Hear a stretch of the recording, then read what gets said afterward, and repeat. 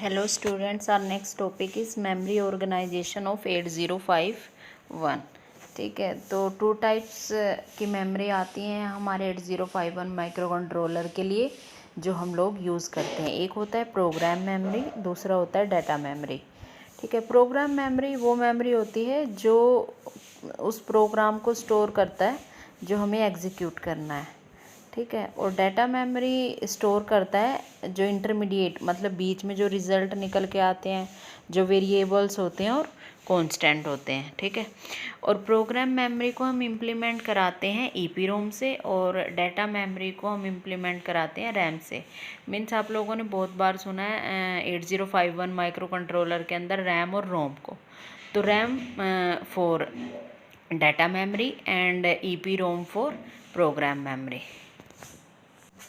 जो हमारी program memory होती है इंटरनली वो होती है 4KB की। ठीक है, और जो एक्सटर्नल यूज़ के लिए यूज़ होती है वो होती है 64KB की।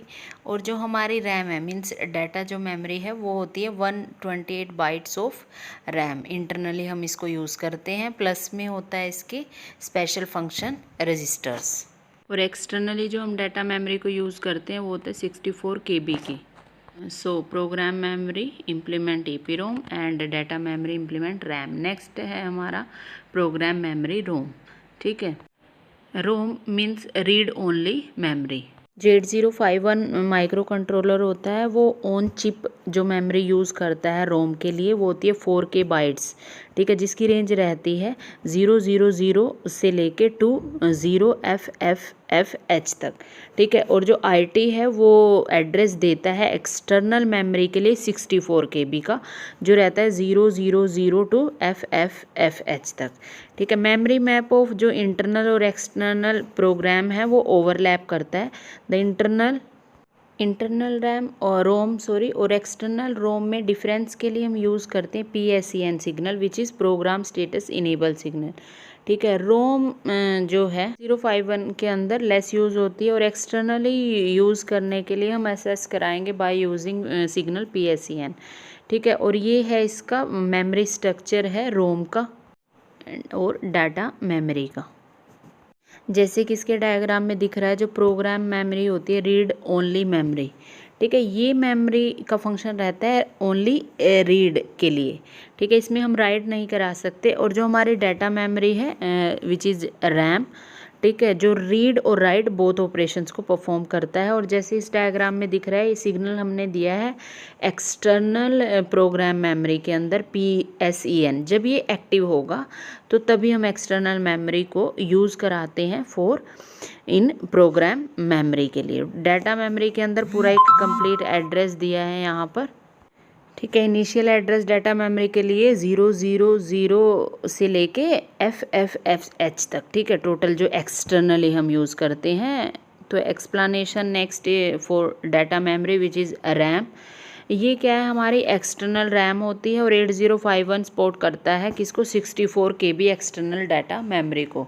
ठीक है, जिसकी रेंज वही जो एड्रेस मैंने अभी आप लोगों को बताया था। और इसको हम यूज़ करते हैं असेस कराते हैं by using DPTR which is data pointer transmitter और रिसीवर। ठीक है, और जो हमारा 8051 है वो जनरेट करता है रीड और राइट ड्यूरिंग एक्सटर्नल असेस। और CS को भी हम ड्राइव कराते हैं फ्रॉम एड्रेस लाइन से। ठीक है, तो ऑन चिप जो इंटरनल रैम है हमारी वो इस तरीके से हम लोगों ने डिवाइड की है थ्रू दिस फ्लो चार्ट।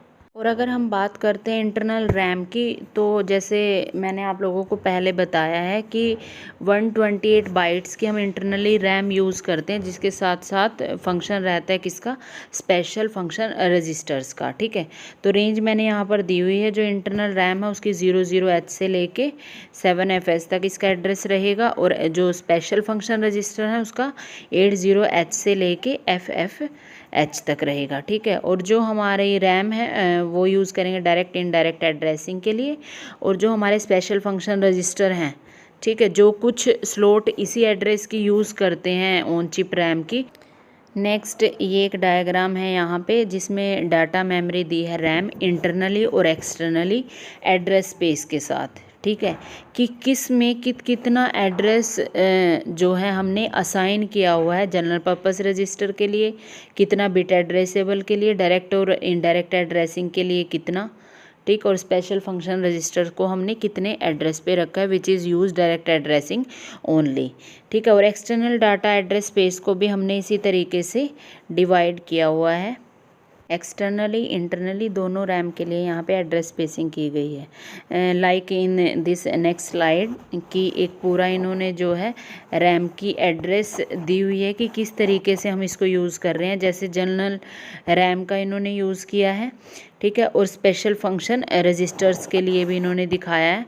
और जो हमारे रजिस्टर्स रहते हैं जिनको हमने डिवाइड किया होता है बैंक 0, बैंक 1, बैंक 2, बैंक 3 के लिए which comes under internal RAM, ठीक है, उसका एड्रेस भी इन लोगों ने यहाँ पर असाइन किया हुआ है कि कितना, जैसे लाइक इंटरनली रैम की जब हम बात करते हैं तो यूज़ करता है एड्रेस 00 से लेके 7F तक, ठीक है। उसके बाद हमारा यूज़ करता है कौन, स्पेशल फंक्शन रजिस्टर्स फ्रॉम 80 से लेके FFH तक। नेक्स्ट आता है हमारा रजिस्टर, जो हमने 4 रजिस्टर बैंक जो हम यूज़ करते हैं, जिनको हमने किसके अंडर हम उनको लेते हैं, इंटरनली रैम के अंदर, ठीक है। यहाँ पे हर एक का एड्रेस पॉइंट दिखाया हुआ है बैंक 0 से लेके बैंक 3 तक, 4 रजिस्टर, और हर एक बैंक के पास वी नो कि टोटल 8 बिट रहती हैं, और जिनको हम सिलेक्ट करते हैं बाय PSW की बिट नंबर 2 और 3 को यूज़ करके, ठीक है, जो है bit selector for register bank. ये नेक्स्ट स्लाइड इन्होंने यूज़ की है बिट एड्रेसेबल मेमोरी के लिए, ठीक है, जिसके अंदर एक एग्जांपल लिया है इन्होंने बिट एड्रेसिंग सिलेक्टर के लिए, मूव C, 1AH के लिए, ठीक है। नेक्स्ट आता है हमारा special function register. Special function register के अंडर आते हैं हमारे data register and control registers, और कंट्रोल रजिस्टर के अंडर आते हैं हमारे timer, serial ports, interrupt system, analog to digital converter, digital to analog converter etcetera, ठीक है। जैसे कि मेमोरी, यही वही डायग्राम दोबारा से दिखाया है यहाँ पे, जिसके अंदर जो एड्रेस मैंने डिफ़ाइन किया हुआ है कि स्पेशल फंक्शन रजिस्टर कितने से कितना एड्रेस जो है यहाँ पर यूज़ करेंगे।